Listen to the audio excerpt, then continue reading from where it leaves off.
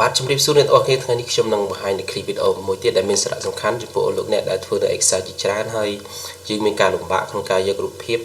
ឬក៏ថតនៅ screen ឬក៏ថតនៅរូបភាពចេញពីឯកសារផ្សេងៗឬក៏យើងអាចថតនៅរូបភាពនៅលើ computer របស់យើងហើយផ្ញើទៅឲ្យអ្នកដទៃដើម្បីឲ្យគាត់មើលអញ្ចឹងដើម្បីអាចធ្វើការថតនៅ screen បានយើងមានជំរើសច្រើនឧទាហរណ៍អ្នកទាំងអស់គ្នាកំពុងតែធ្វើការនៅលើឯកសារPowerPoint នេះអញ្ចឹងបើសិនជាអ្នកចង់ធ្វើការថត screen អ្នកទាំងអស់គ្នាអាចនៅលើ key computer របស់អ្នកទាំងអស់គ្នានឹងមាននៅនេះគឺប៊ូតុង home នេះគឺ insert និង print នេះ print screen គឺអក្សរ P R T S C N នេះគឺ print screen អ្នកទាំងអស់គ្នាគ្រាន់តែចុចនៅលើវាមានន័យថានៅពេលដែលចុចលើវាគឺវាបានថតនៅ screen នឹងហើយក៏ប៉ុន្តែអ្នកទាំងអស់គ្នាគាត់ឆ្ងល់ថានៅពេលដែលយើងធ្វើការថតនៅ screen នឹងហើយតើរូបភាពរបស់យើងនៅណាយើងអាចធ្វើការផាសនៅរូបភាពដែលយើងបានថតមិញនេះគឺជារូបភាពបាទគឺជារូបភាពដែលយើងបានថតក៏ប៉ុន្តែចំណុចមួយទៀតគឺអ្នកទាំងអស់គ្នាចង់យករូបភាពហ្នឹងឲ្យវាទៅជាខ្លាយទៅជារូបភាពដើម្បីផ្ញើដល់អ្នកដទៃឬក៏ប្រើប្រាស់នៅក្នុងឯកសារផ្សេងៗដើម្បីអាចនេះបានគឺអ្នកទាំងអស់គ្នាធ្វើការបើកនៅ pen នេះគឺជា tool មួយនៅក្នុង computer ដែលវាមានស្រាប់ដែលលោកអ្នកមិនបាច់ដំឡើងទេតទៅទៀតអ្នកទាំងអស់គ្នាគ្រាន់តែចុច Ctrl V វានឹង load នៅរូបថតដែលយើងបានថតនៅលើ screen computer នេះ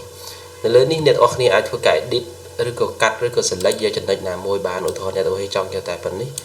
ហើយអ្នកទាំងអស់គ្នាចុចតែពាក្យថា crop ទៅវានឹងកាត់នៅ select ត្រឹមនឹងឲ្យអ្នកទាំងអស់គ្នាតទៅទៀតអ្នកទាំងអស់គ្នាគ្រាន់តែយកពាក្យថា save as ទៅគឺវានឹងក្លាយទៅជារូបភាពមួយបានចំណុចមួយទៀតដែលខ្ញុំចង់បង្ហាញអ្នកទាំងអស់គ្នាដែរនេះនៅលើ PowerPoint នេះនៅពេលដែលអ្នកទាំងអស់គ្នាធ្វើការថតនៅរូបភាពហើយយកមកផាសនៅលើ PowerPoint ហើយយើងអាចបរិច្បរងវាបានឬក៏យើងអាចកាត់ចំណែកខាងណាមួយឧទាហរណ៍អ្នកទាំងអស់គ្នាចង់កាត់ផ្នែកខាងលើចោលគឺយើងចូលទៅពាក្យថា format នៅក្នុងនេះវាមានពាក្យថា crop នេះគឺមានសារៈសំខាន់ណាស់សម្រាប់ឲ្យលោកស្រីដែលធ្វើនៅឯកសារផ្សេងៗអញ្ចឹងយើងអាចប្រើនៅ crop នេះដើម្បីកាត់នៅផ្នែកខាងលើមួយចំនួនយើងដាក់ឲ្យចេញសញ្ញាបែបនេះបាទនៅលើកន្លែងនេះវាមាននៅពេលដែលយើងចុចយក crop ហើយកន្លែងពណ៌ខ្មៅនេះយើងដាក់ឲ្យចេញសញ្ញាបែបនេះយើងធ្វើការអស់វាអញ្ចឹងយើងអស់ដល់កន្លែងណាវានឹងកាត់ដល់កន្លែងហ្នឹងឃើញបើអ្នកនរចង់កាត់មួយផ្នែកណាមួយមានន័យយើងអាចធ្វើការថតនៅលើឯកសារដូចជា Word ឬ PDF ដើម្បីយកមកធ្វើនៅក្នុង Word ឬក៏ PowerPoint របស់យើងអាចកាត់វាបន្ថែមក៏បាននៅក្នុងនេះយើងអាចជ្រើសរើសរូបភាពដើម្បីយកមកកាត់ទៅឯកសារហ្នឹងក៏បានដែរបាទឃើញអញ្ចឹងគឺជាចំណុចមួយដ៏មានសារៈសំខាន់ដែរសម្រាប់អស់លោកលោកស្រីដែលធ្វើនៅឯកសារមួយទៀតបើសិនជាយើងចង់ធ្វើការថត screen នៅលើ PowerPoint នេះឧទាហរណ៍អ្នកទាំងអស់គ្នាធ្វើការឯកសារនៅលើនឹងហើយយើងចង់ធ្វើការថត screen នៅលើ PowerPoint នេះអ្នកទាំងអស់គ្នាគ្រាន់តែចូលកាត់ insert ហើយយើងយកពាក្យថាថត screen បាទនេះគឺថត screen យើងយក screen clipping ទៅវានឹងធ្វើការថតឲ្យយើងជាខាងឥឡូវមួយបន្តមកទៀតគឺយើងចូលមកកន្លែងនេះយើងនឹងឃើញនៅ screen ដែលវាថតនេះឲ្យយើងឃើញឥឡូវបើសិនជាអ្នកទាំងអស់គ្នាកំពុងតែប្រាស់នៅលើ Word ក៏មានដូចគ្នាដែរ Word គឺយើងអាចធ្វើការថត screen នៅលើ Word នឹងបានដែរយើងចូលទៅកាន់ insert ហើយយើងយកពាក្យថា screenshot បាទ screenshot យើងចុចពាក្យថា clip ទៅហើយយើងបើកមកវិញទៅគឺវានឹងថតឲ្យយើងហើយបន្តមកទៀតគឺបាទគឺអ្នកទាំងអស់គ្នាចូលទៅកាន់ insert ហើយយើងមើលកន្លែងនេះទៅនេះគឺជា screen ដែលវាបានថតចំណុចមួយទៀតគឺជាចំណុចមួយដែលមានសារៈសំខាន់ដែរ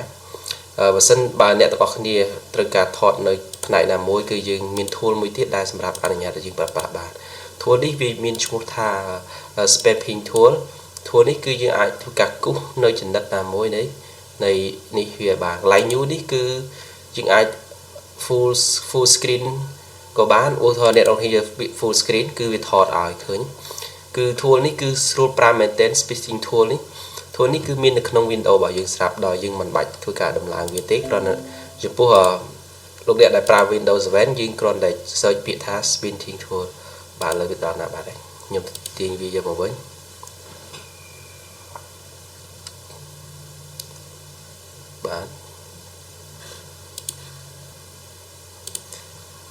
បាទគឺ tool នេះដូចខ្ញុំបានបង្ហាញមិញហ្នឹងអ្នកនរគ្នាអាចធ្វើការកំណត់ឬក៏ផ្នែកណាមួយយើងអាចយកវាមកគូសក៏បានដែរបាទវានឹងបាននៅចំណែករូបភាពឥឡូវខ្ញុំចុច save ឥឡូវខ្ញុំបាច់ save វាទេខ្ញុំចុចបិទវាចោលហើយនិយាយធួនឹងមកបង្ហាញអ្នកទាំងអស់គ្នាដែរបាទនេះ ឥឡូវខ្ញុំធ្វើការបើកឯកសារនៅក្នុង Word នេះហើយយើងធ្វើការ record ដើម្បីអាចធ្វើឯកសារបានធ្វើការ select ដើម្បីកាត់វាយើងចុចកន្លែងពាក្យ new ហើយអ្នកនរគ្នាអាចយកមកគូសនៅចំណុចណាមួយឧទាហរណ៍គូសផ្នែកនេះមកបាទគូសវាចឹងមកគឺវានឹងកាត់នៅផ្នែកហ្នឹងឲ្យយើងគឺវាងាយស្រួលប្រើមែនទែនសម្រាប់អស់លោកអ្នកដែលចង់ធ្វើទិន្នន័យឬឯកសារឧទាហរណ៍យើងចង់ទុករូបភាពនេះនៅលើ desktop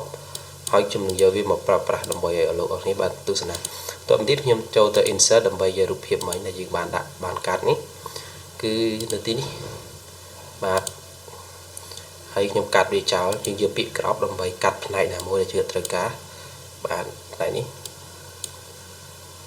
បាទផ្នែកនេះអញ្ចឹងគឺបានហើយអញ្ចឹងដូចខ្ញុំអ្វីដែលខ្ញុំបានប្រាប់ហ្នឹងគឺយើងអាចប្រើប្រាស់វិធីជាច្រើនដូចនេះគឺ print screen នៅលើ key របស់យើងគឺមាននៅ print screen PRTSCN នេះគឺយើងអាចធ្វើការ print screen យើងចុច print screen យើងអាចផាសនៅក្នុង Word ក៏បានដែរយើងចុចនៅក្នុង Word ដូចយើងម៉ៅស្ដាំហើយយកពាក្យផាសគឺ print screen ដែលយើងបាននេះនឹងបង្ហាញយើងចំពោះលោកអ្នកដែលចង់ print screen ហើយចង់យកទៅជារូបភាពគឺយើងបើក Notepad ហើយយើងចុច Control V វានឹង load នៅអ្វីដែលយើងបាន print screen នេះហើយយើងគ្រាន់តែចុចពាក្យ save as បាទដាក់លើ desktop ហើយយើង save វាឥឡូវខ្ញុំដូរអាមុនហើយយើងមកធ្វើការបើកវានៅលើ desktop បាទនេះគឺជារូបភាពដែលយើងបាន print screen មកគឺកលឹះនេះគឺមានសារៈសំខាន់សម្រាប់អស់លោកស្រីដែលធ្វើនៅឯកសារមួយចំនួនឬក៏សម្រាប់បងប្អូនមួយចំនួនដែលគាត់ធ្វើនៅមេរៀន Word PowerPoint យើងបញ្យល់ដល់ចំណុចណាយើងអាចថតនៅ print screen ហ្នឹងដើម្បីសរសេរបញ្ចូលនៅក្នុងឯកសាររបស់យើង